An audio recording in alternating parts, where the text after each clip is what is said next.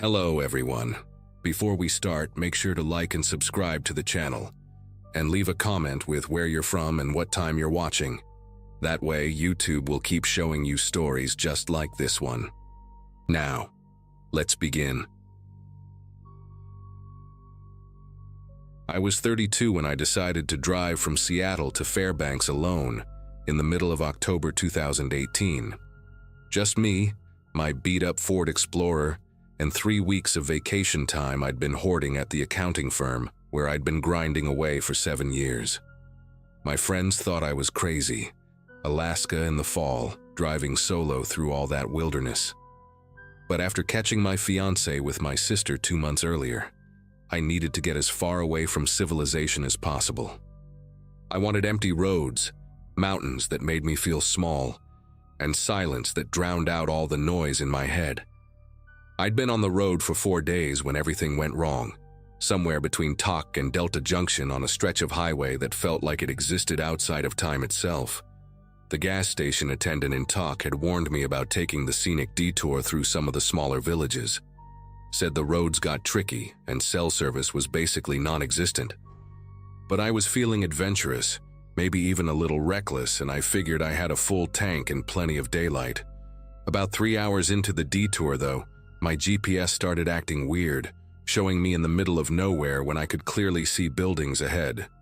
The village wasn't on any of my maps, just a cluster of maybe 15 houses scattered along a dirt road that branched off from the main route.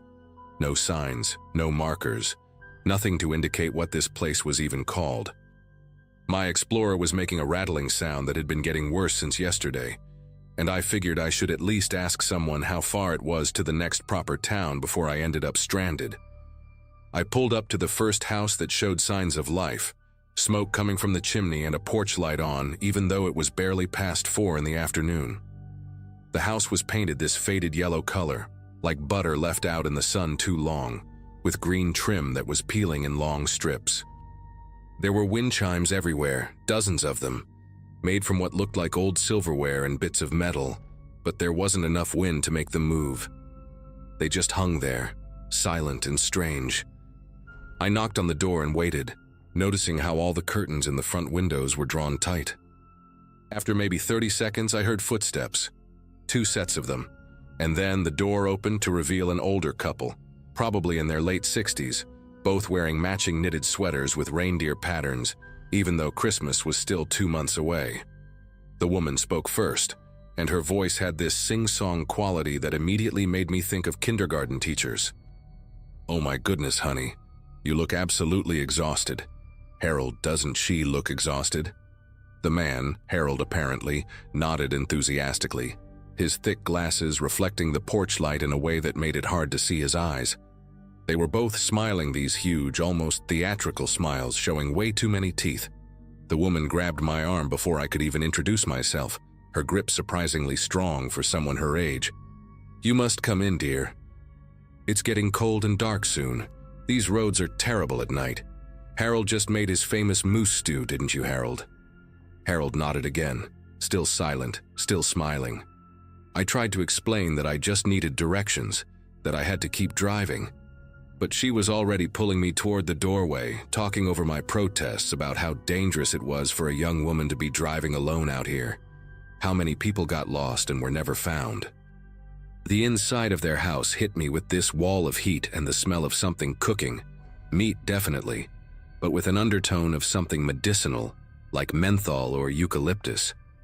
The living room was cramped with furniture that looked like it hadn't been moved since the 70s.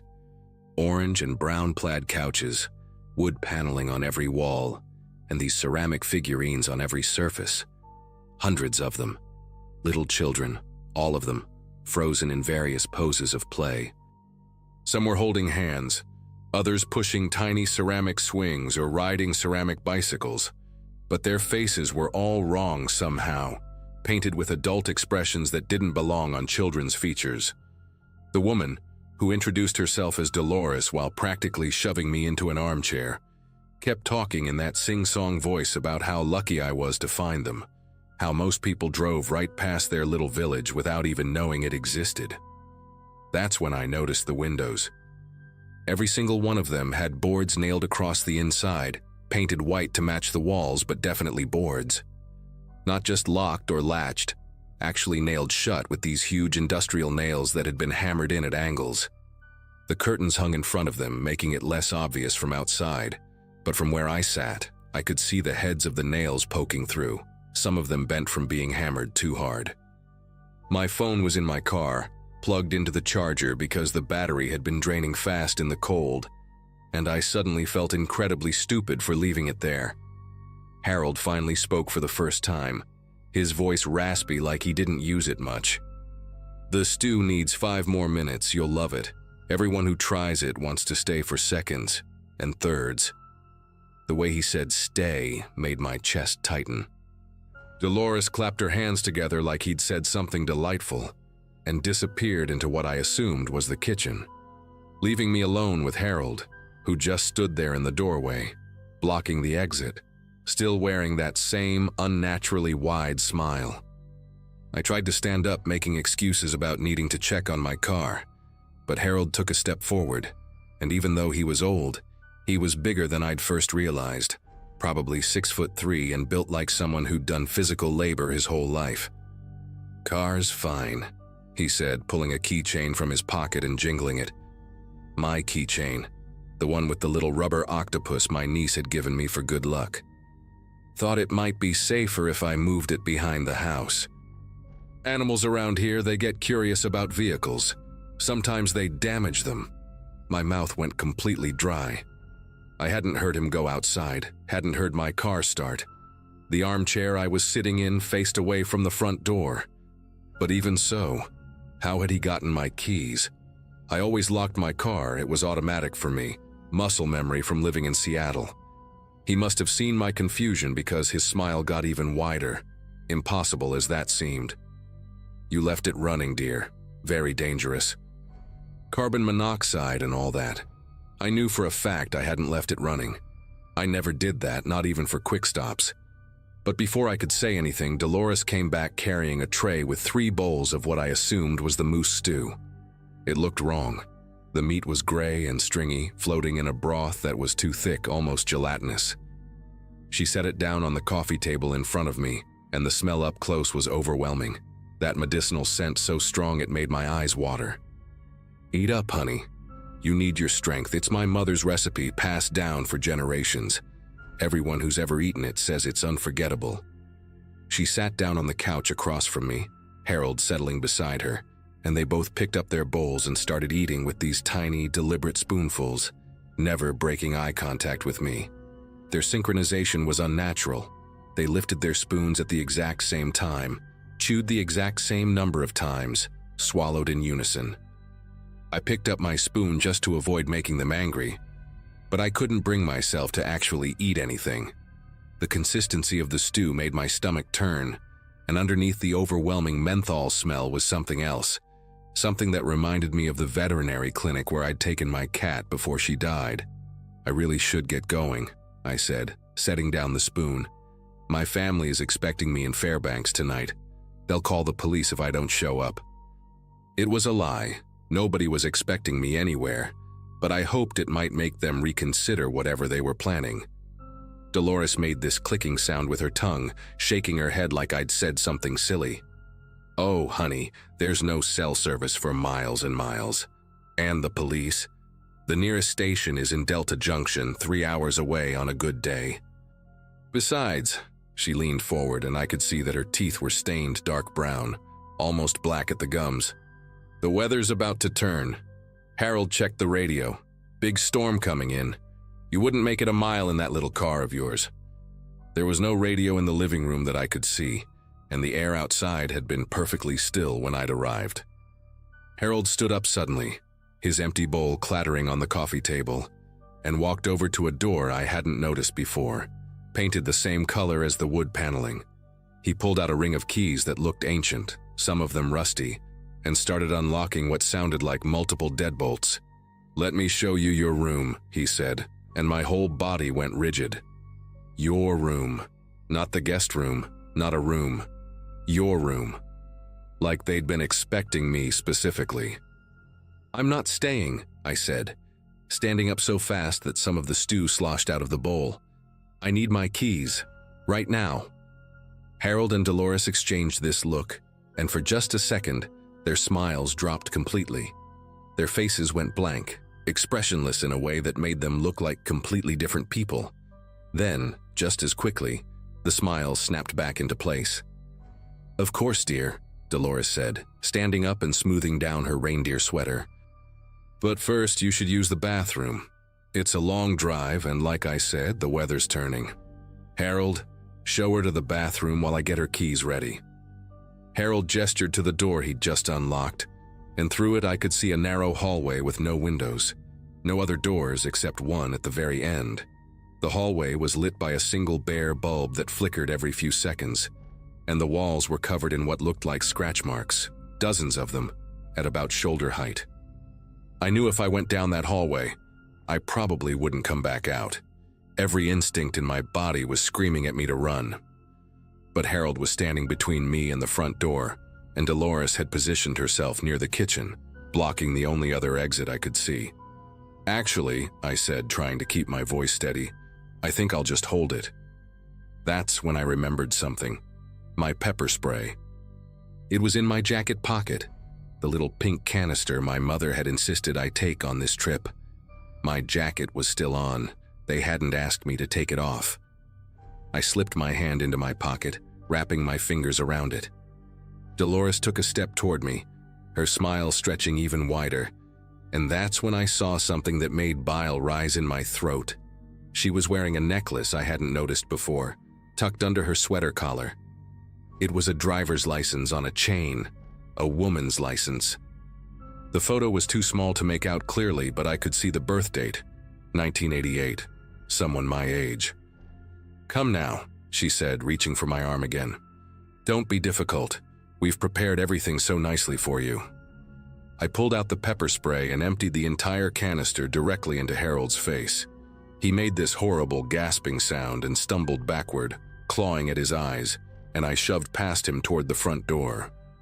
Dolores shrieked, not a normal scream, but something high-pitched and furious that barely sounded human. The door was locked with a deadbolt that needed a key from the inside, and for a terrifying second, I thought I was trapped. But then I remembered the ceramic figurines. I grabbed the heaviest one I could find, a grotesque child riding a tricycle, and smashed it through the front window. The glass shattered outward, and I could hear Dolores behind me yelling for Harold to stop me. I didn't look back. I dove through the window, feeling glass tear through my jeans, cutting my legs, but I didn't care. I hit the ground hard and ran toward where Harold said he'd moved my car. It was behind the house like he'd said, but the keys were still in the ignition. He must have been planning to move it somewhere else later. I jumped in, started it up, and floored it in reverse, not caring that I scraped the entire side against their fence. In my rearview mirror, I could see them both standing in the broken window, not chasing, just watching. They weren't smiling anymore. I drove for 2 hours straight, my legs bleeding through my jeans, until I reached Delta Junction and went straight to the police station. The officers took my statement, took photos of my injuries, and sent a unit out to check on the village. They came back saying they couldn't find it. No yellow house with green trim, no elderly couple, nothing matching my description. The road I described simply led to an abandoned mining settlement that had been empty since the 1960s. They suggested I might have been confused, maybe dehydrated or suffering from exhaustion. But I had the cuts to prove it happened, and when they ran the partial license plate number I'd memorized from that necklace, they found a missing person report from 2017.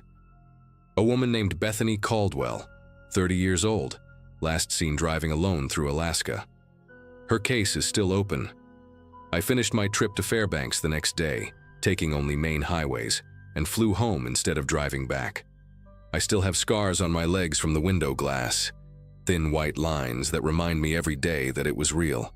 Sometimes I search online for reports of other missing travelers in Alaska, and there are more than you'd think. I wonder how many of them stopped at that village that doesn't exist, met that couple with their too wide smiles and their boarded-up windows. I wonder if they're still waiting there for the next lost driver to ask for directions.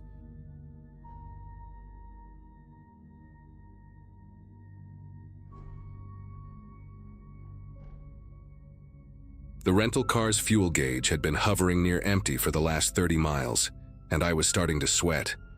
It was late February, and I was driving through one of those stretches of highway in rural Montana where you could go hours without seeing another soul. I'd been on the road since noon, heading to Billings for a job interview that could finally get me out of the dead-end warehouse gig I'd been stuck in for 2 years. The GPS kept saying the nearest gas station was just ahead, but all I could see were endless pine trees and that narrow strip of asphalt cutting through the darkness. When the faded Shell sign finally appeared through the windshield, barely lit by one flickering bulb, I actually let out a sigh of relief. The place looked like it hadn't been renovated since the 70s, just 2 ancient pumps and a small building with wood paneling that was peeling off in strips. I pulled up to the pump closest to the building and killed the engine. The silence hit me immediately. No traffic sounds, no wind, just that electric hum from the dying sign above. Through the grimy window of the station, I could see warm yellow light and what looked like an old guy behind the counter, reading something. I grabbed my wallet, stepped out into the cold air and tried to get the pump working. The screen was completely dead, and none of the buttons responded when I pressed them. I tried lifting the nozzle, hoping maybe it was one of those old ones where you pay inside first, but nothing happened. After a few more futile attempts, I walked toward the door, my footsteps unnaturally loud on the cracked concrete. The door chime made this weird, warped sound when I pushed inside, like the mechanism was broken. The attendant looked up from his newspaper, a heavy-set guy, probably in his 60s, wearing a faded blue uniform with a name tag I couldn't quite read from where I stood. His face had this waxy quality under the fluorescent lights, and when he smiled, only one corner of his mouth moved up. "Evening," he said, his voice raspy like he'd been chain-smoking for decades. "Pump giving you trouble?" I explained that nothing was working out there, and asked if I could just pay inside. He stood up slowly, joints popping audibly, and shook his head. "Card readers busted in here too. Been meaning to get it fixed, but the repair guy won't come out this far." He scratched at a patch of red, irritated skin on his neck, leaving white marks that slowly filled back with color. "Tell you what though, got the old manual imprinter in the back office. We can run your card through that, do it the old-fashioned way." I hesitated for a second because something about the whole setup felt weird. What gas station doesn't have any working card readers? But I needed the gas, and I couldn't exactly drive to the next station on fumes. "Sure, where's the office?" I asked, pulling out my credit card. He gestured toward a narrow hallway behind the counter, barely wide enough for one person. "Right through there, second door on the left. I'll grab the imprinter and meet you." As he said this, I heard the door chime again behind me. Another customer, I figured, but when I glanced back, the man who'd entered wasn't heading for the chips or drinks. He was just standing there by the door, hands in the pockets of a dirty canvas jacket, staring at nothing in particular. He was younger than the attendant, maybe 40, with patchy facial hair and eyes that didn't quite focus on anything. The attendant noticed me looking and quickly said, "That's just Glenn. He helps out sometimes. Don't mind him." Every instinct I had was screaming at me to leave. Glenn hadn't moved from his spot by the door, and now he was looking directly at me with this blank expression that made my chest tight. The attendant had already started walking toward the hallway, keys jangling from his belt, and he turned back when he realized I wasn't following. "Problem?" he asked, and there was something different in his tone now, less friendly, more insistent. I gripped my card tighter and tried to think of an excuse. "Actually, you know what? I just remembered I have cash. Let me check my car real quick." The lie came out rushed, and I could tell neither of them bought it. The attendant's expression darkened, and he took a step back toward me. "Now, there's no need for that. The imprinter will just take a second. Glenn, make sure our customer doesn't leave without paying." Glenn shifted his weight, subtly centering himself in front of the door, and I noticed for the first time how large his hands were as he pulled them from his pockets. The fluorescent light above us started buzzing louder, casting harsh shadows that made both men look even more menacing. I could hear my own breathing now, quick and shallow, and I knew they could hear it too. "I really should check if I have cash first," I insisted, taking a step backward, but the attendant moved surprisingly fast for his age, closing the distance between us. "Son, you're starting to hurt my feelings here. We're just trying to help you out." His breath smelled like coffee and something medicinal, and I could see tiny red veins in the whites of his eyes. Behind him, that narrow hallway seemed to stretch into complete darkness, and I had this sudden crystal-clear certainty that if I went back there, I wouldn't come out. My phone was in my pocket, but calling for help out here would take too long, assuming I even had service. I needed to do something now before they decided to stop pretending this was a normal transaction. "Fine," I said, trying to keep my voice steady. "Let's do the imprinter." The attendant's face relaxed slightly, and he nodded toward the hallway again. But instead of following him, I pretended to trip over my own feet, stumbling hard into a display rack of motor oil. The bottles crashed to the floor, thick liquid spreading everywhere. And in the chaos, I grabbed the heaviest thing within reach, a fire extinguisher mounted on the wall. The attendant yelled something I didn't catch, and Glenn started moving toward me. But his boots hit the oil slick and he went down hard, his head making a sickening crack against the linoleum. I didn't wait to see if he got up. I swung the extinguisher at the attendant as he lunged for me, catching him in the shoulder and spinning him into the counter. His keys flew off his belt and skittered across the floor. My heart was hammering so hard I thought it might explode, but I kept moving, muscle memory from high school football kicking in as I shouldered past the attendant's grasp. Glenn was already trying to get up, oil coating his jacket, his eyes unfocused from the fall. The door was only 10 feet away, but it felt like a mile. The attendant was screaming now, not words, just this raw, furious sound that barely seemed human. I sprinted for the door, yanked it open so hard the warped chime broke completely, and ran for my car. My fingers were shaking so badly I dropped the keys twice before getting them in the ignition. In the rearview mirror, I could see the attendant stumbling out of the station, his shoulder hanging at a weird angle, Glenn right behind him. The engine turned over on the third try and I floored it out of there, tires squealing on the cold asphalt. I didn't care that I was running on fumes. I just needed to get away from that place. The speedometer hit 90 before I forced myself to slow down, afraid I'd crash in the dark. My whole body was shaking, adrenaline making everything feel unreal, like I was watching someone else's nightmare. I drove for maybe 15 minutes on pure adrenaline before the fuel light started blinking urgently. The needle was past E now, and the engine was starting to sputter. Up ahead, I saw lights. A truck stop, massive and beautifully bright with dozens of semis parked outside.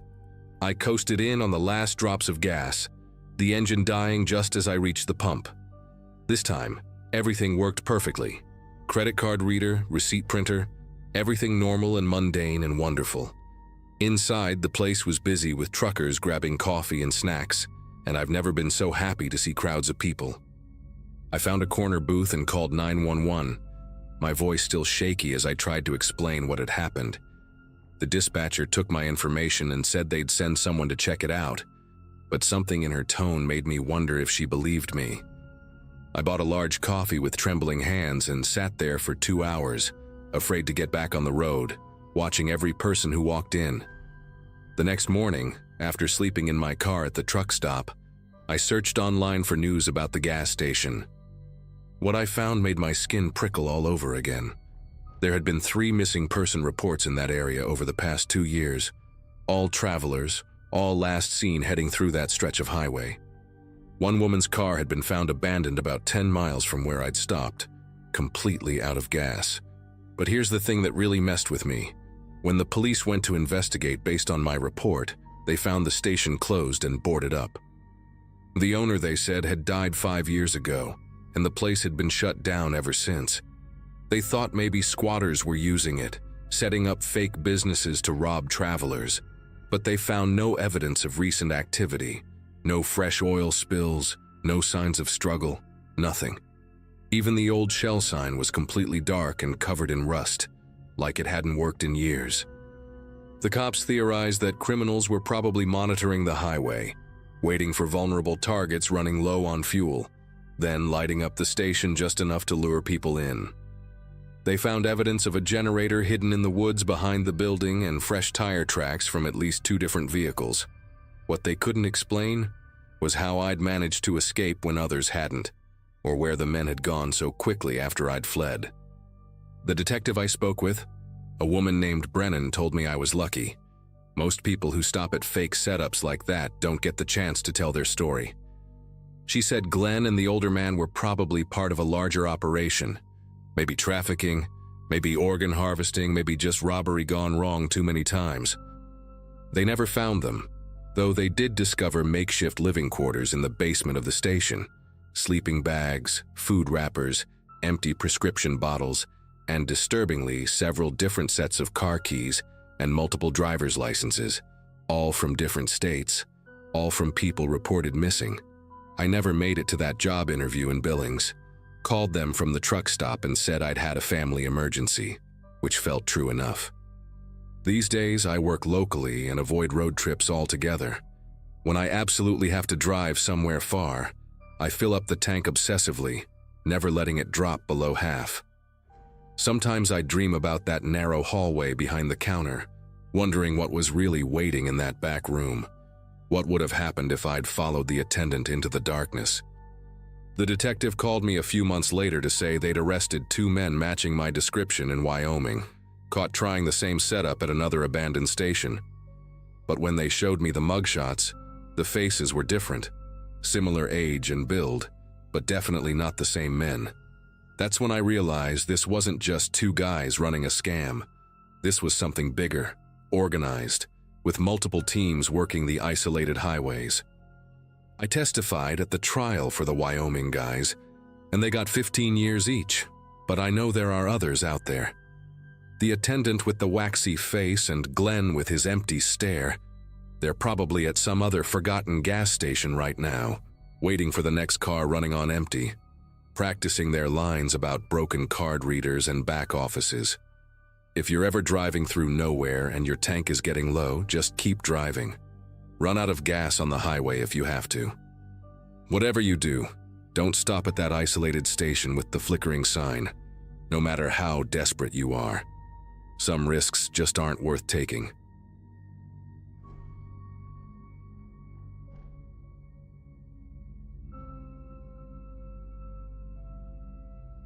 Last winter, I was drowning in credit card debt and needed to cut expenses fast. When I found a rental listing for a cabin 40 miles outside Anchorage for just $400 a month, I jumped on it without thinking twice. The landlord, Mr. Garrison, warned me it was isolated. No neighbors for miles, rough dirt road, generator power only. But that's exactly what I needed. A place to disappear for a few months, work my remote job, and save every penny I could. I packed my Subaru with everything essential: laptop, winter clothes, canned goods, and drove out there on a Tuesday afternoon in early December, following his hand-drawn map because GPS stopped working 20 miles before the turnoff. The cabin was smaller than it looked in photos, just 1 room with a kitchenette and a tiny bathroom addition, but it had a wood stove and thick walls that kept the cold out better than my apartment in the city ever did. That first week I settled into a routine quickly. Coffee at sunrise, 8 hours of data entry on my laptop, instant ramen or canned soup for dinner, then reading by lantern light until I fell asleep. The silence was incredible, almost oppressive at first. Just the wind through the pines and occasional crack of ice breaking somewhere in the darkness. By day 4, I'd stopped jumping at every little sound. By day 7, I was actually sleeping through the night, something I hadn't done in years. The isolation felt like medicine, like I was finally healing from all the noise and stress of regular life. Then things started disappearing. Just small stuff at first. I thought I was being forgetful, stressed from work deadlines. A can of beef stew I'd sworn I'd put in the cupboard, gone. My backup flashlight that I kept by the door, nowhere to be found. A pair of wool socks I'd left drying by the stove, vanished. I blamed myself, figured I was more scattered than usual, maybe putting things in weird places while my mind was elsewhere. But then my winter boots disappeared from right beside the bed where I always kept them, and I knew something wasn't right. Those boots were my lifeline out here. heavy-duty sorrels that cost me $200. I tore the cabin apart looking for them, checked the car, even walked around outside in my sneakers thinking maybe I'd left them on the porch in some kind of mental fog. The morning everything changed was a Wednesday, crisp and bright with fresh snow that had fallen overnight. I was making coffee when I noticed the crawl space trap door was open, just slightly, maybe 3 inches, but definitely open. That door was in the floor near the back corner, painted the same faded brown as the floorboards, and I'd never touched it, never even thought about it really. But there in the fresh layer of dust around it were footprints, clear as day, leading from the trapdoor to my kitchen area and back. Not my footprints, these were bigger, made by boots with a deep tread pattern. My whole body went rigid staring at those prints, trying to make sense of what I was seeing. Someone had been inside my cabin, had come up through that trapdoor while I was sleeping just feet away. I grabbed a kitchen knife and my phone, though I knew there was no signal out here. The trapdoor felt heavier than it should have when I pulled it fully open, and the smell that came up made me gag. Body odor, urine, something rotting. I turned on my phone's flashlight and aimed it down into the darkness. The crawl space was maybe 4 feet high, dirt floor, stone foundation walls. At first I just saw pipes and cobwebs, some old lumber scraps. Then my light hit the far corner and I saw it. A makeshift bed of moving blankets and what looked like foam padding ripped from car seats. Empty food cans scattered around, some still fresh with residue. A milk crate with more stuff inside. I could see the red fleece of my missing socks poking out the top. My first instinct was to run, just get in my car and drive, never come back. But anger overtook the fear. This was my space, I was paying rent, and some creep had been living under me like some kind of parasite. I yelled down into the hole, told whoever was down there to get out right now or I was calling the police. Nothing. No movement, no sound. I grabbed a broom and poked at the bedding, half expecting someone to grab it, but it just collapsed into itself. That's when I saw the notebook, spiral-bound and water-stained, tucked between the blankets. I knew I shouldn't touch it, knew I should just leave everything for the cops, but I had to know who'd been down there, had to understand what kind of person does this. The notebook was filled with observations about me. Pages and pages in cramped handwriting. When I woke up, when I went to bed, what I cooked, when I showered. She takes long showers on Sunday. She talks in her sleep about someone named Kevin. She cries sometimes when she thinks no one can hear. This person had been watching me, studying me, for who knows how long. Some entries had sketches too, the back of my head while I worked at my laptop, my silhouette against the window. One page just had a list of my belongings with check marks next to items, the stolen things. But what made my knees buckle was an entry from 3 days ago. She's prettier up close. Stood by her bed for 20 minutes last night. She never woke up. I scrambled up the ladder out of that crawl space so fast I scraped my palms bloody. Called Mr. Garrison from my car with the doors locked, driving toward town to get signal. He acted shocked, said he'd call the sheriff right away, that nothing like this had ever happened before. But something in his voice sounded rehearsed, like he was reading from a script. While I waited at a diner in town for the sheriff, I searched online for anything about the cabin, previous renters, any incidents. Found a forum post from 2017, a woman describing the exact same thing, same cabin, same crawl space situation. Another from 2015, a college student who'd rented it for a semester. Mr. Garrison had told them all the same thing, acted just as surprised. The sheriff, when he finally showed up 2 hours later, just shrugged and said squatters were common in remote rentals, that I should have checked the crawl space when I moved in.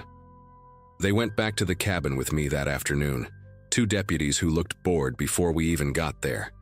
The crawl space was empty, completely cleaned out, no bedding, no cans, no notebook, nothing. Even the smell was gone, just cold earth and old wood. The deputies exchanged looks like I was wasting their time, suggested maybe I'd seen a raccoon nest or something. I showed them the photos I'd taken on my phone, but they were blurry, could have been anything in that dark space. One deputy did note the footprints, took a half-hearted picture, said they'd file a report. They left me there as the sun was setting, told me to call if anything else happened. But I could tell they thought I was just another city person spooked by country living. I couldn't stay there another night. Not after reading that notebook, not after knowing someone had stood over my bed. Packed everything I could fit in my car in under an hour, left the rest behind. As I was loading the last box, I saw him, just for a second at the tree line about 50 yards away. Tall, wearing a thick canvas jacket and a wool cap pulled low, standing perfectly still between two pines. When I looked directly at him, he stepped backward into the shadows, smooth and practiced like he'd done it 1,000 times. I didn't run, didn't scream, just got in my car and drove away steady and calm, watching the mirrors the whole way. At the first gas station, I called Mr. Garrison and told him I was breaking the lease, that he could keep my deposit, that I'd mail the keys. He didn't argue, didn't even ask why, just said he understood and hung up. A week later, staying at a motel outside Anchorage while I looked for a new place, I got a call from an unknown number. It was a woman named Janet. Said she'd seen my post on the rental forum warning people about the cabin. She'd rented it in 2016, had the exact same experience, but she'd done more digging than me. The person in the crawl space wasn't some random squatter. It was Mr. Garrison's brother, Eugene. He'd been living on the property for years, had some kind of mental disability after a logging accident. Mr. Garrison couldn't afford proper care for him, so he'd worked out this sick arrangement. Eugene lived in a shed deeper in the woods during summer, but in winter, when renters came for the cheap seasonal rate, he'd move into the crawl space. Mr. Garrison would rent to single women specifically, people he thought wouldn't cause trouble, would just leave like we all did. Janet had gone to the state police, filed reports, even contacted a lawyer, but nothing ever came of it. Eugene wasn't technically dangerous, had never physically hurt anyone, and Mr. Garrison always claimed ignorance, said his brother must have been sneaking in without his knowledge. The cabin is still listed online. I checked last month. Same photos, same low winter rate, same promise of peaceful isolation. Sometimes I wonder about the woman renting it now, if she's noticed her things going missing yet, if she's heard the floors creak at night, if she knows about the trap door. I left reviews on every rental site I could find, but they keep getting taken down. All I can do is post my story wherever people will listen, hoping someone reads it before they make the same mistake. That face in the trees still visits my dreams sometimes, patient and still, just watching and waiting for something I'll never understand.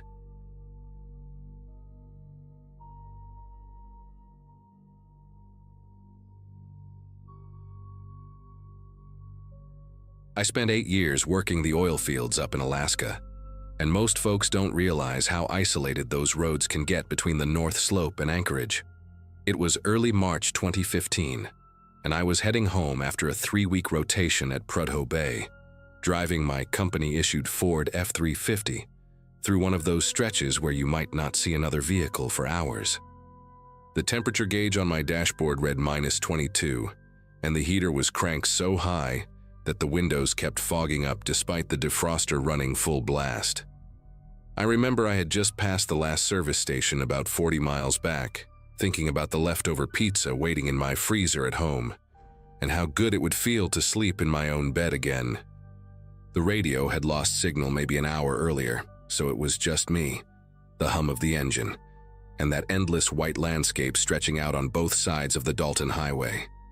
Around 4 in the afternoon, with the sun already getting low on the horizon and painting everything this weird orange-gray color, I spotted a dark blue sedan pulled off on the shoulder about a quarter mile ahead. The hazard lights were blinking in that steady rhythm that always makes you slow down and take notice, especially out there where breaking down could mean freezing to death if nobody stops to help.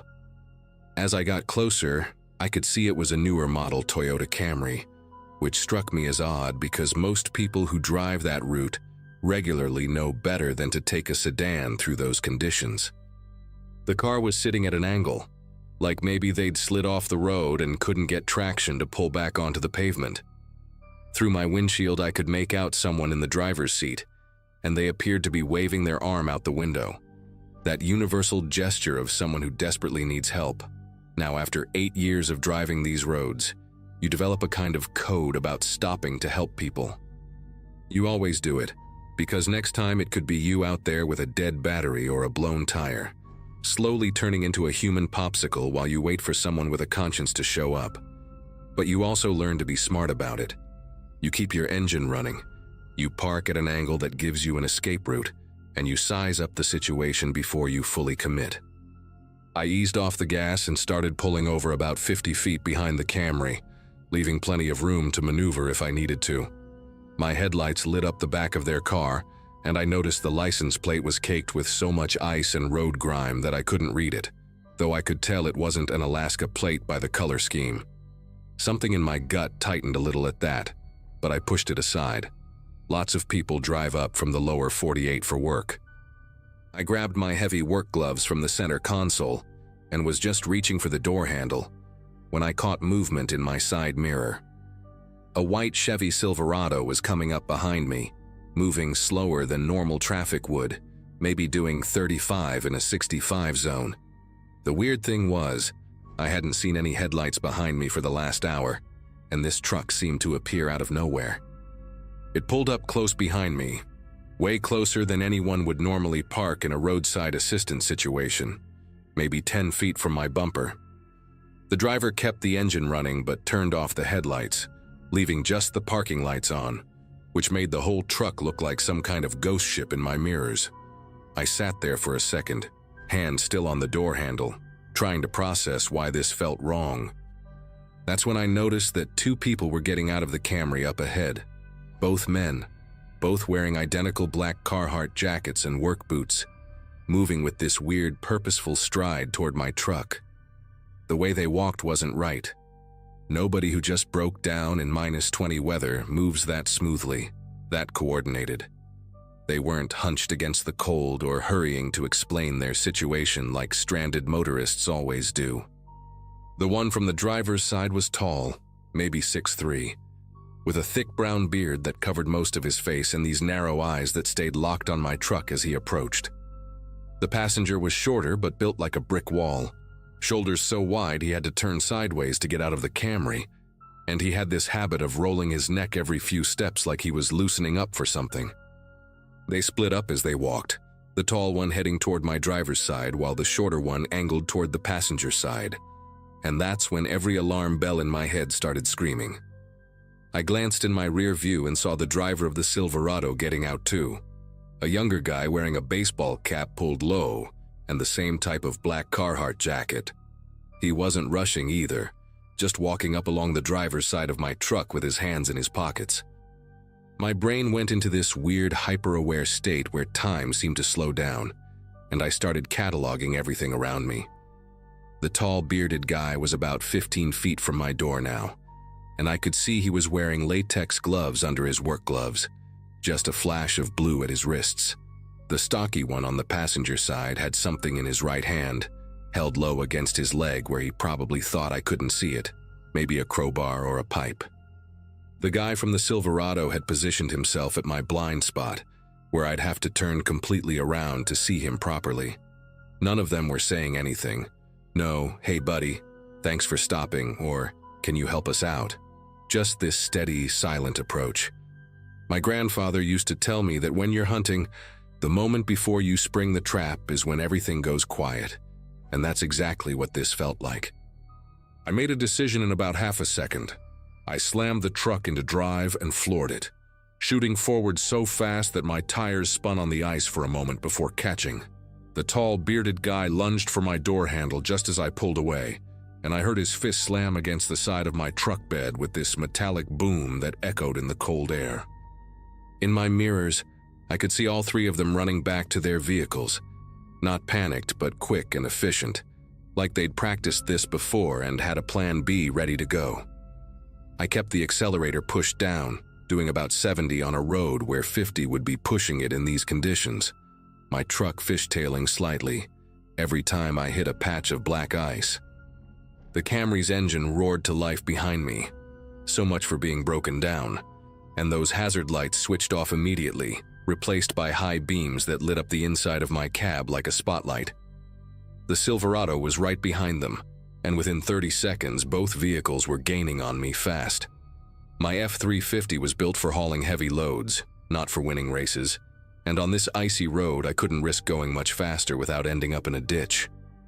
They stayed on me for the next 12 miles, riding so close that I could see the tall guy's face in my mirror when the Camry would pull alongside trying to pass. He had the passenger window down despite the freezing temperature, and I saw him make a gesture at me to pull over, except his other hand was holding what looked like a black tactical baton, the expandable kind that security guards carry. Every time they tried to get alongside me, I'd drift into the center line to block them, and when they'd fall back, the Silverado would surge forward and try the same move on the other side. It was like some nightmare version of a NASCAR race, except the stakes were whatever these guys had planned for me if they got me stopped. I kept thinking about how perfectly they'd set it up. The broken-down car routine, the spot they'd chosen with no cell service and no traffic, the way they'd work together without speaking. This wasn't their first time, and I definitely wasn't going to be their last if I could help it. Then I remembered something that might save me. There was a way station about 8 miles ahead that sometimes had state troopers hanging around, even when it was officially closed. It was my only shot at finding help before these guys either ran me off the road or waited for me to run out of gas. I reached over to my CB radio with one hand while trying to keep the truck steady with the other, switching to channel 19 and shouting out a mayday call to any truckers who might be in range. Static. Nothing but static and the sound of engines behind me getting closer. The Camry made another aggressive move, pulling up so close to my driver's side that I could have reached out and touched their mirror. The bearded guy was leaning out the window now, shouting something I couldn't hear over the wind. And that's when I saw the younger guy in the back seat pulling something from a bag. I didn't wait to see what it was. I yanked the wheel hard right and then back left, sending up a cloud of snow and gravel that sprayed across their windshield. The way station appeared through the dim twilight like a beacon, its overhead light still on, even though the scales were clearly closed. I didn't care if it was empty. There were cameras there, bright lights, and maybe someone would see what was happening on the surveillance footage, even if they couldn't help me right now. I took the exit ramp doing 50, my truck sliding sideways for a terrifying moment before the tires grabbed asphalt again. Behind me, the Camry tried to follow but took the turn too fast, spinning out and ending up backwards in the snowbank beside the ramp. The Silverado managed better, staying right on my tail as I skidded to a stop in front of the way station building. I leaned on my horn, holding it down in long, desperate blasts while flashing my high beams at the dark windows of the office.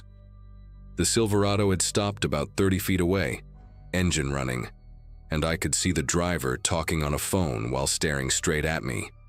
We sat there in this weird standoff for maybe 30 seconds before I heard the most beautiful sound in the world.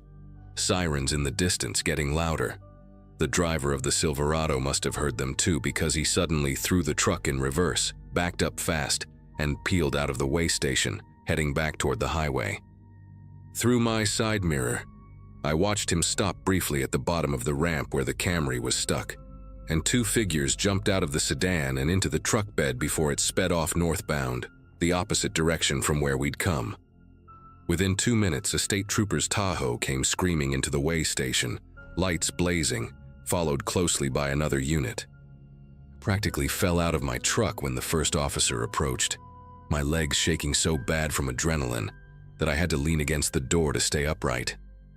The trooper, a woman with sergeant stripes and eyes that had seen too much of this kind of thing, took one look at my face and immediately called for additional units to search for the vehicles I described. They never caught them. The troopers found the Camry abandoned about 20 miles north, wiped clean, and with stolen plates from a vehicle in Wasilla. The VIN had been scratched off, and the only thing left inside was a roll of duct tape and some zip ties under the passenger seat that made my stomach turn when the sergeant told me about it. Turns out, there had been 3 similar incidents in the past 2 months. Oil field workers driving alone getting ambushed on remote stretches of highway. 2 of them weren't as lucky as me, One guy got robbed of his truck and all his equipment, left on the roadside with a concussion, and another was found a week after he went missing. His vehicle burned out in a ravine 50 miles from where he was supposedly heading. The trooper told me I was smart to run when I did, that these guys were probably part of a crew targeting workers they knew would be carrying cash and valuable tools after long rotations. I spent 4 hours at the trooper station giving my statement, drinking terrible coffee, and trying to stop my hands from trembling every time I thought about what could have happened if I'd actually gotten out to help.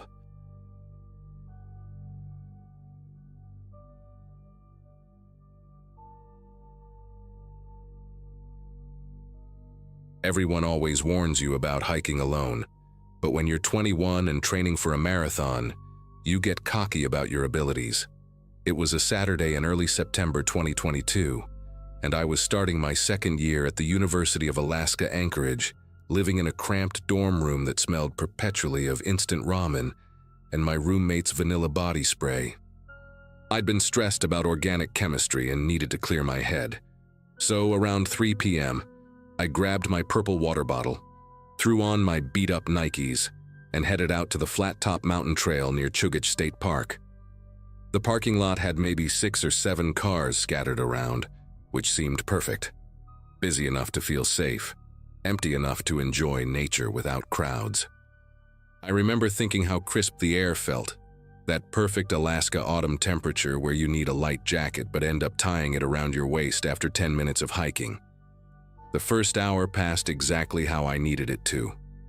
My breathing settled into that meditative rhythm, and I stopped mentally reviewing molecular structures for once.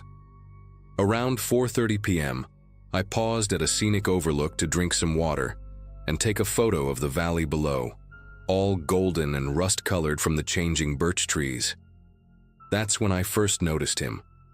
A guy in a dark green jacket, maybe 200 feet behind me on the trail, standing completely still. Nothing immediately alarming about that. People stop to catch their breath all the time, but something about his posture made me take note. He wasn't looking at the view or checking his phone or drinking water. He was just standing there, facing my direction, hands loose at his sides. I continued up the trail, telling myself I was being paranoid, that he was probably just out of shape and needed a longer break than most hikers. About 15 minutes later, I reached a steeper section with these natural rock steps, and my thighs were burning something fierce. I stopped again, this time sitting on a flat boulder to really hydrate and let my muscles recover. I pretended to mess with my phone, but really I was watching the trail behind me. Sure enough, there he was again, same distance, same weird stillness. The jacket looked too heavy for hiking, more like something you'd wear to a construction site, and his jeans seemed out of place on a trail. When I stood up to continue, he immediately started walking too. My chest tightened, but I told myself maybe we just had similar fitness levels, similar pace. Lots of people hike this trail. The sun was getting lower though, painting longer shadows across the path, and I realized I'd been out longer than planned. I decided to test it. At the next fork, instead of taking the longer loop I'd intended, I veered onto a shorter connecting trail that would cut back toward the parking area. I made the turn casual, like I was just exploring, even stopped to pretend to read the trail marker. From my peripheral vision, I watched him approach the same fork. He didn't hesitate, didn't check the sign, just turned exactly where I had turned. That's when my body kicked into a different gear. Not quite panic, but that sharp alertness where every sound becomes amplified. The trail was narrower here, more enclosed by spruce trees that blocked out most of the dimming sunlight. I could hear his footsteps now, steady and deliberate on the gravelly path. Not rushing, but not falling behind either. Always maintaining that same unsettling distance, like he'd calculated the exact space that would keep me aware of him without seeming obviously threatening. I picked up my pace without making it obvious, focusing on keeping my breathing controlled even though my heart was hammering against my ribs. The parking lot was maybe 20 minutes away if I maintained this speed. I pulled out my phone to check the time, 5:47 p.m., and noticed I had no signal. Of course, the trees were thicker here, and Chugach is notorious for dead zones. I thought about recording a video just in case, but my battery was at 12%. I'd been stupid, hadn't charged it before leaving campus. Behind me, his footsteps matched my increased pace perfectly. Not jogging, just longer strides that ate up the ground between us whenever I tried to create more distance. I risked a glance back, making it seem like I was checking the trail difficulty. He was closer now, maybe 100 feet, and for the first time I could make out his face. Weathered, maybe mid-40s, with this patchy gray beard and eyes that didn't look away when I turned. He just kept walking toward me with this blank, focused expression, like I was a task he needed to complete. The trail curved ahead, disappearing behind a cluster of Devil's Club and alders, and I knew once I rounded that bend, we'd be completely out of sight from the main trail system. My mind started racing through options. Run. But if he chased me and caught up, we'd be alone in the woods with fading light. Keep walking and hope someone else showed up? Fat chance this late in the day. I remembered passing an older couple going the opposite direction maybe 40 minutes ago, but they'd probably already reached their car and left. Then I heard it, his pace quickening, the steady crunch, crunch, crunch of gravel becoming more rapid. Not quite running, but that purposeful stride when someone's made a decision. I didn't turn around this time. Every instinct in my body was screaming at me to move, to get away from this trail that suddenly felt like a trap, designed specifically for situations like this. I made a split-second decision and broke into a run, not caring anymore about seeming rude or paranoid. The second my feet started pounding faster, I heard him break into a run too. Heavy, determined footfalls that echoed through the trees. Pure adrenaline flooded my system as I sprinted down the narrow trail, branches whipping past my face, my ankles rolling dangerously on loose rocks. The parking lot had to be close, maybe 15 minutes at a normal pace, but I had no idea how long I could maintain this speed. His breathing was audible now, ragged but steady, and he was gaining on me. Those longer legs, that bigger stride. Physics wasn't on my side. I screamed once, hoping maybe someone, anyone, might be within earshot. But the sound seemed to get swallowed by the dense forest. My purple water bottle flew out of my side pocket, bouncing somewhere behind me, and I heard him stumble over it, cursing. The first sound he'd made this entire time. His voice was rough, angry, like I'd personally offended him by running. The trail split again up ahead, and I remembered from the map that the left path was more direct but steeper, while the right curved around but stayed relatively flat. Without thinking, I veered left, using my hands to scramble up a particularly steep section, dirt and small rocks cascading behind me. My legs were screaming. My lungs felt like they were full of broken glass, but I kept pushing. Then I heard him slip on the loose gravel I'd displaced, heard his body hit the ground hard with a grunt of pain. I didn't look back, just kept climbing, using exposed roots as handholds, my fingernails breaking against the rough bark. The trees were thinning out, and through gaps in the canopy I could see the orange glow of the parking lot lights flickering on in the early dusk. They were maybe 300 yards away, but it might as well have been 3 miles with how my legs were shaking. Behind me I could hear him getting up, hear the rage in his movements as he started climbing again, slower now but still coming. I burst through the last line of trees into the parking area, my vision blurry from exhaustion and tears I didn't realize were streaming down my face. There were 2 cars besides mine, a white pickup truck and a red sedan I hadn't noticed earlier. I ran straight for the pickup, slamming my fists against the driver's window, screaming for help. A startled man in his 60s jerked back, then quickly unlocked his door when he saw my face. "Please," I gasped. "There's a man chasing me. He's been following me for miles." The older man immediately got out, all 6 feet of him, wearing a faded Marine's cap and a flannel shirt. His wife was already on her phone calling 911. Just then, my pursuer emerged from the tree line, stopping abruptly when he saw I wasn't alone anymore. For a moment, we all just stood there in this surreal standoff, him breathing heavily about 50 feet away, grass and dirt staining his jeans from the fall, his eyes darting between me and the older couple. The Marine veteran stepped forward, putting himself between me and the man in the green jacket. "You need to back away right now," he said, his voice carrying that unmistakable tone of someone who's used to being obeyed. The pursuer raised his hand slightly, attempting this innocent expression that made my stomach turn. "Just hiking," he said, his voice higher than I'd expected, almost whiny. Don't know what she's talking about. But his eyes kept flicking to me with this horrible intensity, like he was memorizing my face. The old man's wife called out that state troopers were 8 minutes away. That seemed to make the decision for him. Without another word, he turned and jogged toward a beat-up gray Ford Ranger on the far side of the lot, one I hadn't noticed tucked between the trees. As he drove past us to exit, he slowed down just enough to stare at me through his passenger window. I'll never forget that look, not angry anymore, but calculating, like he was filing information away for later. The Marine wrote down his license plate, but when the troopers ran it 20 minutes later, the truck had been reported stolen from Anchorage 2 days earlier. The state troopers took my statement 3 times, had me describe every detail about him.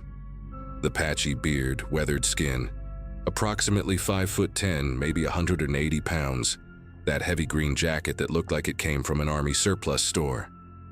They found my purple water bottle on the trail the next day when they searched the area, along with fresh cigarette butts at several spots where he'd been watching me, spots I hadn't even noticed him stopping at. The detective told me he'd been hunting me, that the behavior pattern suggested someone experienced at stalking. They never caught him. The stolen truck was found abandoned in a Walmart parking lot in Eagle River 3 days later, wiped clean. For weeks afterward, I'd see men in green jackets and feel my whole body seize up. I switched to running on the university's indoor track, stopped hiking alone, bought pepper spray that I carried everywhere. My roommate said I started talking in my sleep, always the same phrase, "He's still coming." The part that haunts me most happened about a month later. I was at a coffee shop near campus, sitting by the window with my laptop, when I noticed a folded piece of paper tucked under my windshield wiper. My car was right there in view, and I hadn't seen anyone approach it. The note just had one line written in block letters: "You run fast but not far enough." Campus security reviewed footage from nearby cameras but couldn't find anything useful. Too many blind spots, too many people coming and going. I ended up transferring to the University of Washington that spring, told everyone it was for their better biology program. The truth is, I couldn't stay in Alaska knowing he was still out there, knowing he'd taken time to find me again, just to let me know he could. I still hike sometimes, but only in large groups, and I've never been able to enjoy it the same way. That meditative rhythm I used to find on trails is gone, replaced by this constant awareness of footsteps, of distances, of who might be watching from behind the trees.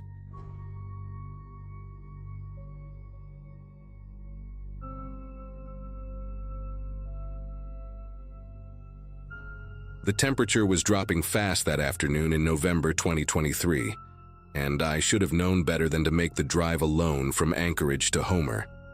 I was 26, had just walked out on my job at the veterinary clinic after catching my boyfriend with my roommate, and all I wanted was to spend Thanksgiving with my cousin Natalie and forget everything about my disaster of a life. 7 hours of highway through the Kenai Peninsula seemed like the perfect escape. Just me, my beat-up Ford Explorer, and 300 miles of forest and mountains to clear my head. I'd packed light, thrown some snacks and water bottles in a backpack, grabbed my phone charger, and hit the road around 10 in the morning. The weather report had mentioned possible snow flurries, but nothing serious, and I figured if truckers were still running the route, I'd be fine. That kind of thinking will get you killed up here, but I was too wrapped up in my own problems to pay attention to what the wilderness was trying to tell me. About 4 hours into the drive, somewhere between Cooper Landing and Ninilchik, my lower back started cramping from sitting in the same position for too long.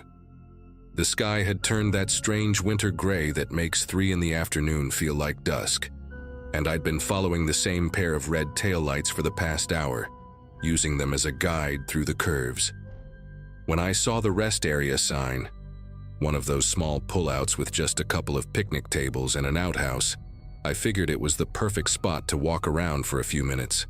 Mile marker 127, according to the little green sign, about halfway to Homer.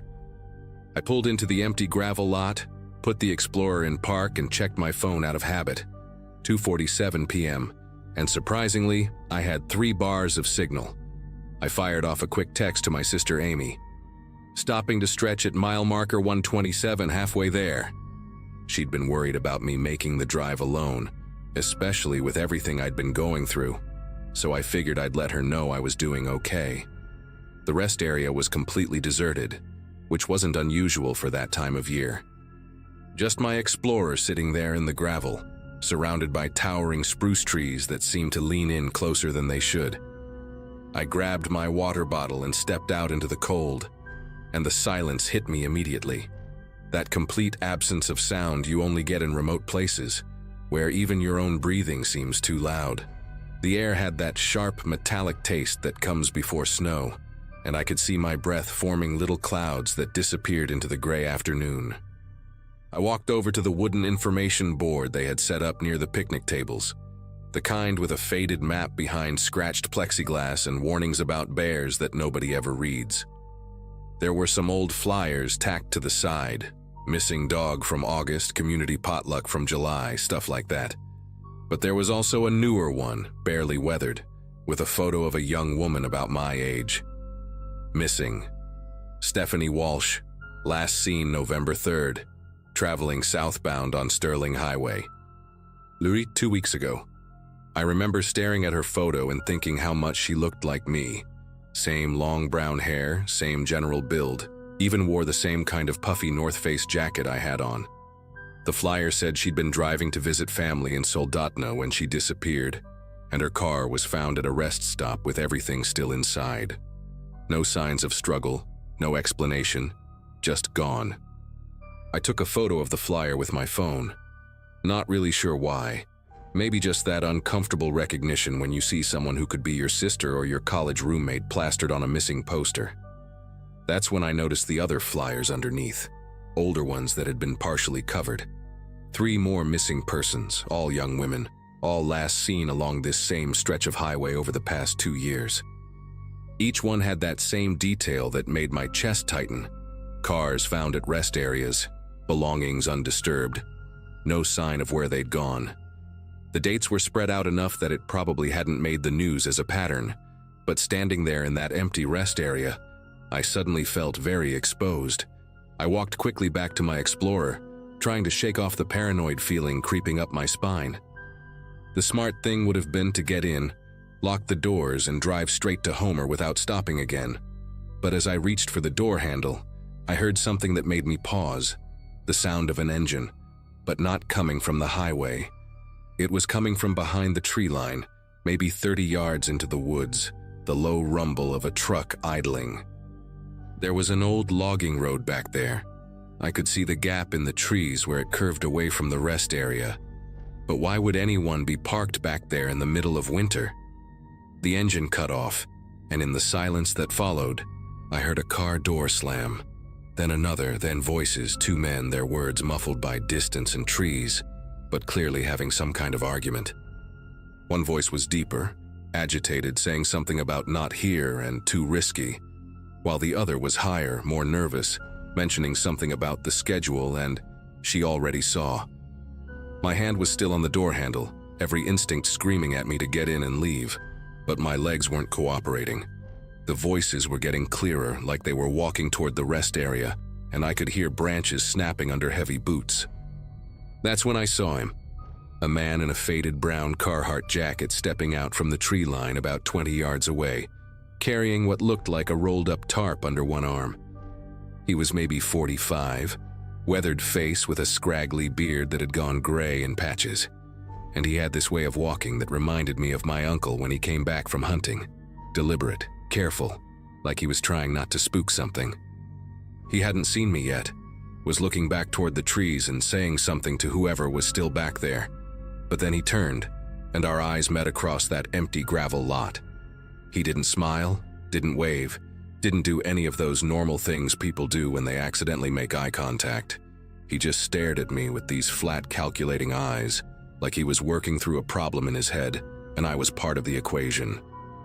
"Afternoon," he finally called out, his voice carrying that forced friendliness that made my stomach clench. He started walking toward me, not rushing, but steady, and I noticed how he kept the tarp tucked against his side like he didn't want me to get a good look at it. There were dark stains on the edges that could have been mud or oil or something else entirely. "Car trouble?" he asked, getting closer, and I could smell him now. Cigarettes and diesel fuel and something underneath that reminded me of the veterinary clinic after we'd had to put down large animals. That specific smell that clings to your clothes. I managed to shake my head, my fingers finally working enough to pull the door handle. "Just stretching my legs," I said, surprised at how normal my voice sounded. "Long drive to Homer." His expression shifted slightly when I mentioned Homer, and he glanced back toward the trees where I could now see another figure emerging. Younger, skinnier, wearing one of those reflective vests that highway workers use.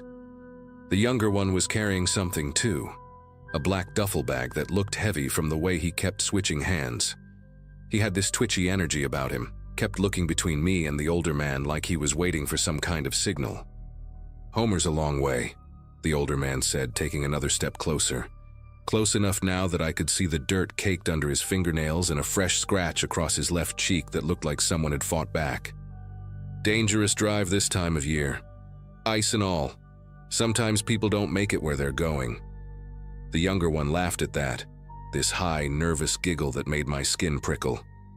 I yanked my door open and slid into the driver's seat, my hands fumbling with the keys. The older man moved faster than I expected for his size, suddenly right there at my window, one hand pressed against the glass. "We could follow you," he said, and his breath fogged up the window between us. "Make sure you get there safe. Wouldn't want you ending up like those girls on the flyers."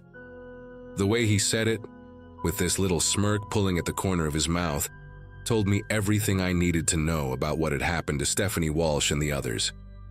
I turned the key and the Explorer roared to life, but the younger guy had already moved behind my car, standing directly in my rear path with that duffel bag at his feet, grinning at me through the rearview mirror. The older man was still at my window, now tapping on it with one knuckle slow and rhythmic, like he had all the time in the world. "Here's the thing," he said, loud enough for me to hear through the glass. "You can leave, sure, but we know this road better than you do. We know every pullout, every blind curve, every spot where cell phones don't work. That text you sent your sister? Mile marker 127. We know exactly where you'll be for the next 3 hours." My heart was hammering so hard I could hear it in my ears, but I forced myself to think. The younger one behind me was the immediate problem. I couldn't back up without hitting him, and he knew it. But he was also scrawny, maybe 130 soaking wet, and standing way too close to my bumper. I slammed the Explorer into reverse and gunned it, not hard enough to run him over, but hard enough to clip him with the bumper and send him sprawling sideways into the gravel. He yelped and rolled, the duffel bag spilling open, and I caught a glimpse of rope, duct tape, and what looked like women's clothing scattered across the ground. The older man lunged for my door handle, but I was already shifting into drive, tires spinning on the gravel as I peeled out of there. In my side mirror, I saw him running for the tree line, probably heading for whatever vehicle they had hidden back there, while the younger one was still on the ground, clutching his knee. I hit the highway doing 60 and kept accelerating, my whole body shaking now that the adrenaline was catching up with me. I grabbed my phone to call 911, but my hands were trembling so bad I dropped it between the seats. When I finally fished it out at 70 miles per hour, I had no signal. Just like he'd said, there were dead zones all along this stretch. I kept driving, checking my mirrors obsessively, waiting to see headlights closing in behind me. 5 minutes passed, then 10, and nothing. But I knew they were coming. They had to be coming. The highway ahead curved through a narrow canyon, rock walls on one side and a drop-off on the other, and I realized this was exactly the kind of place he'd been talking about. Nowhere to turn around, nowhere to pull off, just a perfect bottleneck where they could box me in. That's when I saw the headlights in my mirror coming up fast, a lifted pickup truck eating up the distance between us like my Explorer was standing still. It had those LED light bars that basically turn night into day, and even from half a mile back, they were blinding in my mirrors. I pushed the Explorer harder, hitting 85 on a road that wasn't meant for more than 55, tires squealing around every curve. The truck stayed right on me, close enough now that I could see two silhouettes in the cab. They could have rammed me easily, sent me flying off into the ravine, but they were hanging back just enough to keep me panicked, keep me driving reckless. Then I saw the second set of headlights ahead, coming toward me in the opposite lane but moving suspiciously slow. Another truck, this one with a plow attachment on the front, and I realized with perfect clarity what was about to happen. They were going to box me in, force me to stop, and nobody would ever know what happened to me. I'd just be another flyer on that board, another girl who disappeared on the Sterling Highway. But then something else appeared in the distance, flashing blue and red lights coming up behind the truck that was chasing me, moving faster than any of us. A state trooper, probably running speed enforcement on the highway, had clocked the truck behind me doing 90 plus. The pickup that had been hunting me suddenly hit its brakes, trying to look innocent. But it was too late. The trooper was already on him, sirens wailing. The truck ahead with the plow suddenly veered off onto a side road I hadn't even seen, disappearing into the forest. I kept driving, still shaking, watching in my mirror as the trooper forced the pickup to pull over. 20 minutes later, when I finally got signal again near Sterling, I called 911 and told them everything. They found the rest area right where I'd said, found the scattered contents of the duffel bag, found tire tracks leading to that old logging road. But the men were gone, probably scattered the moment that trooper showed up.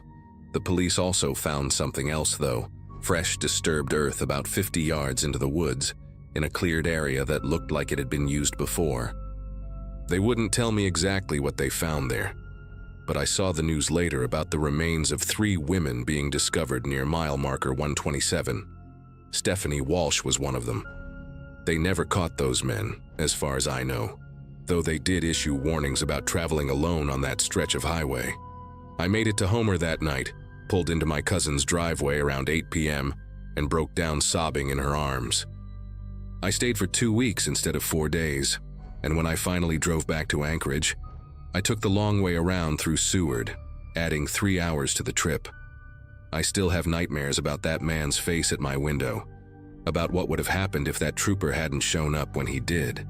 Sometimes I wonder if they're still out there, using different rest stops, waiting for other women traveling alone who just need to stretch their legs.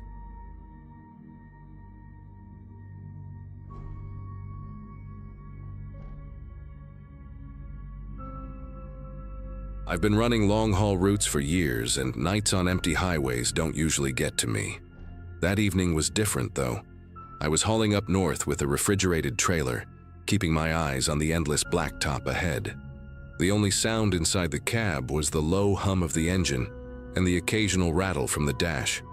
No radio, no chatter, just me, a thermos of burnt coffee, and the steady pulse of the headlights slicing through the dark. Traffic was non-existent out there. You can drive for an hour and not see another soul, so when a set of headlights appeared behind me, it caught me off guard. At first I thought it was another trucker catching up, but the way those lights sat glued to my rearview mirror made me tense up. I eased back on the throttle, giving them room to pass, but instead they flicked their high beams at me, bright, blinding, like a warning shot. Mile after mile they stuck right on my bumper. I tried speeding up, tried slowing down, but every time I touched the brakes even slightly, those brights hit me again, white hot in the mirror. It wasn't the usual hurry up kind of flash either. It felt deliberate, like they wanted me uncomfortable, like they wanted me to know they were there. My palms started sweating against the wheel, and I couldn't shake the thought that whoever was back there wasn't just another driver trying to get by.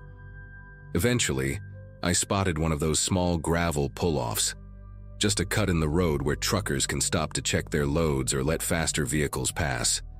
Relieved, I signaled and eased the rig over, expecting the car to roar past me.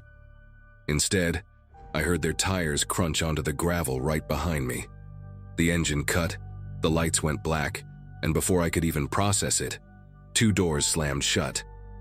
2 men stepped out and began walking toward my cab, each holding something long in their hands.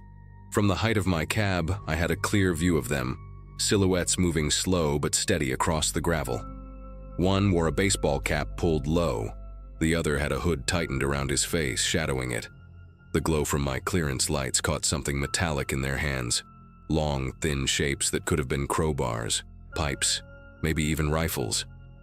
My throat went dry, and all I could hear was the tick of the cooling engine mixed with their crunching footsteps. I debated locking the doors, but the truth was they were already locked. Always are when I'm alone on stretches like that. What scared me wasn't the thought of them trying the handle. It was that they seemed so calm about approaching a 70,000-pound rig like it was nothing. That calmness made me realize this wasn't random. They had a plan, and whatever they were carrying wasn't for show. I slid my phone closer, but service bars out there flicker in and out like ghosts. They reached the driver's side first, standing just far enough back that I couldn't make out their faces clearly. One of them tapped the side of the cab with the end of his object, hollow, echoing bangs that made my heart hammer against my ribs. Then the other circled toward the passenger side, his shadow stretching across the gravel in the beam of my lights. It felt like being surrounded, even though there were only 2 of them. Every instinct in me screamed not to open that door, not to roll down that window, nothing. I flicked my high beams forward, bathing the empty road ahead in white, half hoping another driver might appear. Nothing. Just silence, dark forest pressed against the highway, and 2 figures who didn't belong there. That's when the man at my door leaned close, his face just a blur behind the glass, and raised his hand. Instead of knocking again, he pressed a sheet of paper flat against the window. From where I sat, I could make out black block letters scrawled across it, messy and uneven. "Step out." I didn't move. My grip tightened on the wheel as if that alone could anchor me. The man at the passenger side tried the handle once, then again, harder this time. The cab shook faintly, but those locks held.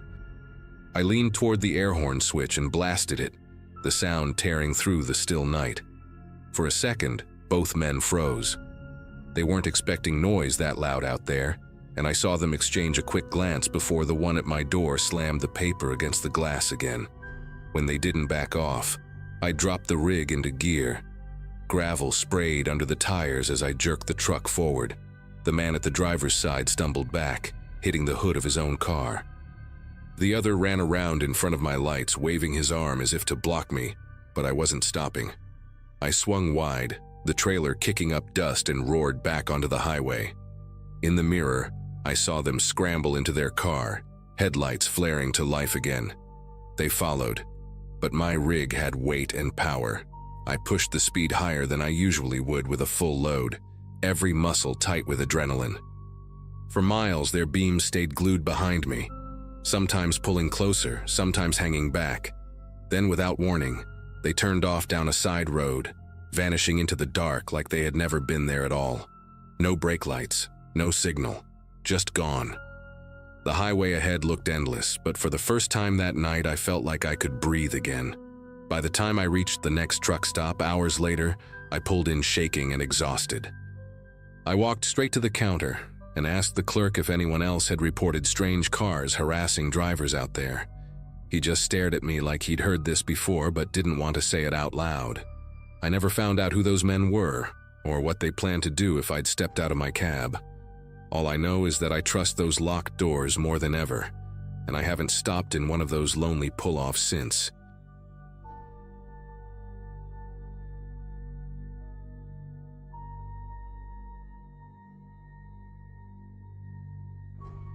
It was supposed to be a short assignment, nothing more than a couple of weeks filling in at a small clinic for a nurse who had gone to visit family. I had just finished my regular rotation in Anchorage and thought the change of scenery would be refreshing, maybe even an adventure. The place was a remote village tucked deep into Alaska's wilderness, a cluster of modest houses and a single dusty airstrip surrounded by endless white. The only way in or out was by plane, and when the small aircraft dropped me off, I remember the silence feeling almost physical, like the snow had swallowed every familiar sound of the world I knew. The clinic itself was a squat wooden building, with peeling blue paint and a roof that sagged slightly under layers of old snow. Inside it was simple but functional. 2 exam rooms, a small storage area, and a back door that led out into an alley where the wind funneled like a whistle through the night. The locals weren't unfriendly, but they were quiet, reserved. They greeted me politely at the general store or when someone came for medicine, but they never lingered, never made small talk. I assumed it was just the way of people who lived in such isolation. 3 days into my stay, the storm arrived. Heavy snow piled against the clinic windows, rattling them in their frames, and the sky turned the kind of gray that made you lose track of time. Flights were grounded indefinitely, and the tiny radio in the clinic buzzed with static more than voices. Supplies were limited, and though I wasn't worried at first, the empty shelves in the storage room began to gnaw at me. What bothered me more, though, was how quickly the village seemed to retreat into itself. Doors stayed shut, curtains drawn, and even the faint sounds of children outside disappeared. It felt like the entire settlement had decided to wait the storm out in silence. That night, while I was inventorying what was left of the gauze and antibiotics, I heard it. A soft knock at the clinic's back door. It wasn't the wind. It was deliberate. 3 short raps spaced evenly. I assumed it might be someone needing help, but when I stepped into the hallway and looked through the small window in the door, the snow-covered alley was empty. No footprints, no lantern light, nothing. I told myself it must have been the storm playing tricks, but the sound had been too precise, too human. The next morning I checked again behind the clinic, half expecting to find prints in the snow that I'd missed. The ground was smooth, untouched, as if the storm had erased every trace of movement. I mentioned the knocking to one of the elders who came in to collect some aspirin, but he just shook his head, eyes fixed on the floor, and muttered that nobody had reason to be out at night. His avoidance made my chest tighten more than the storm itself. People here clearly knew something I didn't, but no one wanted to explain. That evening, the sound returned. This time louder, sharper, 5 knocks instead of 3. I had the lantern burning on the desk and could see the frost collecting at the edges of the back window. I forced myself to walk the hallway again, heart racing with each step, and peeked through the glass. The alley looked exactly the same, nothing but blowing snow and the warped shadow of the utility pole. I opened the door just a crack, expecting the wind to rush in, but the air outside was eerily still. The knocking had stopped the moment my hand touched the knob. By the 4th night, it wasn't just knocking anymore. I heard the crunch of footsteps circling the building, slow and deliberate, as though someone was pacing a wide circle around the clinic. The sound would fade, then return on the other side, almost like whoever it was wanted me to know they were making a full loop. I pressed my ear to the wall, straining to pinpoint the rhythm, and it seemed to go on for hours.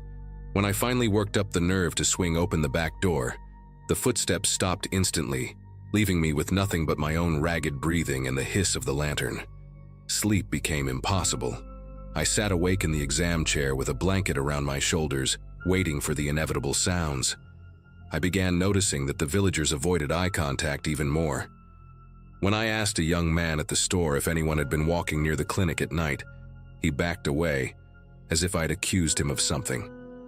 Their silence felt heavier than the snow pressing against the windows. It wasn't just that they didn't want to help. It was like they were pretending not to hear what I did, as if acknowledging it might make it worse. On the 5th night, I placed a metal tray against the inside of the back door, hoping that if someone pushed or knocked again, it would clatter loud enough to wake the whole village. Around midnight, the familiar tapping began, slow, measured, like a code. The tray rattled once, then silence. I sat there gripping the lantern, certain that whoever had been circling the clinic knew exactly what I was trying to do. The air inside felt thick, the kind of pressure that makes your ears ache. I couldn't stop staring at the door, waiting for the handle to move. The storm outside showed no sign of breaking. Snow had buried half the back alley, piling nearly to the window. Yet the footsteps kept returning, somehow steady, crunching across drifts that should have swallowed a person whole. At one point, I swore I saw a faint shape beyond the frosted glass, a figure standing still, facing the door. By the time I wiped the window clear with my sleeve, it was gone. No footprints, no shadow. Just the endless white pressing close against the walls. By the 6th morning, I'd had enough. I walked to the elder's house and demanded answers. My voice cracked from exhaustion, but I didn't care. The oldest man finally met my eyes and said in a flat tone, "The clinic has its own history. When the wind carries, you don't answer what you hear." That was all. No explanation, no comfort. Just that one sentence. I realized then that everyone had known this would happen. They had left me to face it alone because they believed silence was safer than acknowledgement. The storm finally cleared a day later, and the plane came to take me back. I didn't look behind me as I boarded. The village, the clinic, the strange quiet of the nights. All of it felt like a weight I couldn't shake. Even now, I sometimes wake in the middle of the night certain I've heard that same deliberate knocking 3 times, then 5. I'll never know who or what stood outside that door, but I'm certain of one thing. If I had opened it wider, I wouldn't be here to tell the story.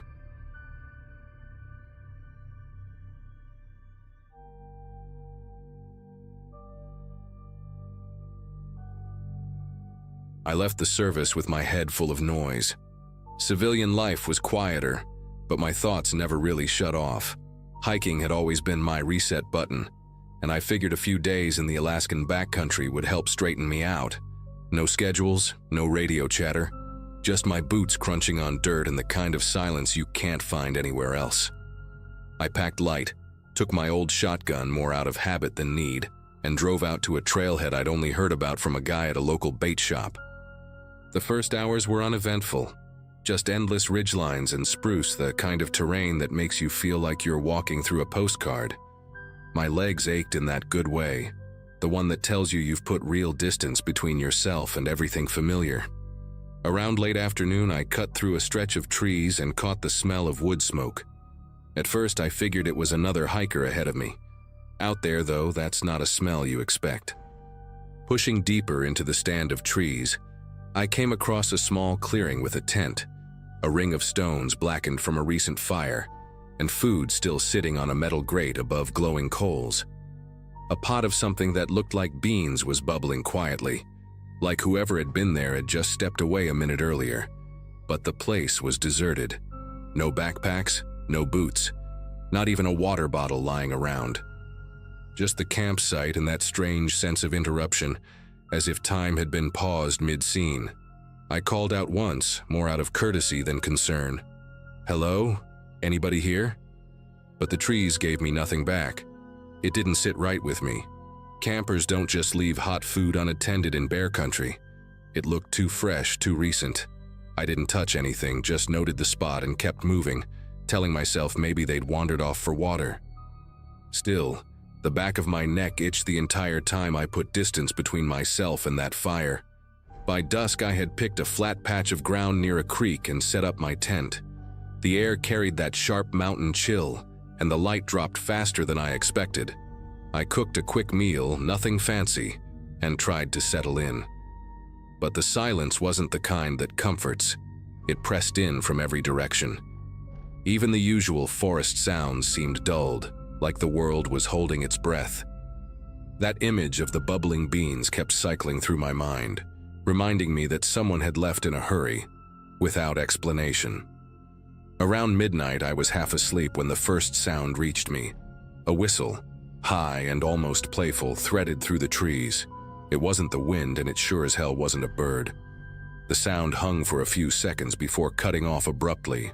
I sat up, heart pounding, and reached for the shotgun beside me. Then came the crack of a branch snapping, then another. Whoever was out there wasn't being careful. They wanted me to know. The whistling started again, but this time from a different direction. It moved, circling. A low laugh followed, faint but unmistakable. My training kicked in. I steadied my breathing, listened carefully, tried to map their positions in the dark.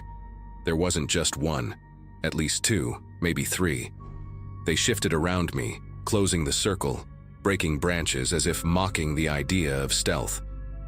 Every nerve in my body screamed that I wasn't being stumbled upon. I was being targeted.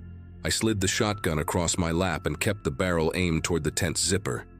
My finger rested near the trigger guard as I fought the urge to yell out.